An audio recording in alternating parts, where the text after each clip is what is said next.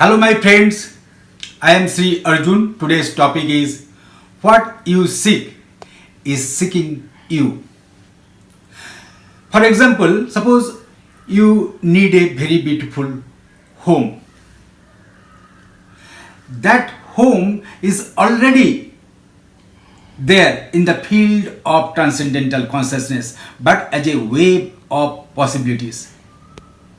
The moment you connect to the field of transcendental consciousness, that particular waves of your beautiful home will be collapsed and actualized in your material reality.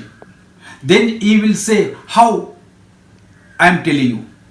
The moment you connect to the field of transcendental consciousness, the field of infinite number of forces, then the chain of actions and activities will be synchronized by the unknown forces of the field of transcendental consciousness, and they will make it happen in your life.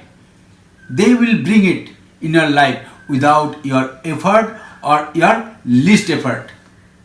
This is not at all any dogma or philosophy. This is completely modern physics.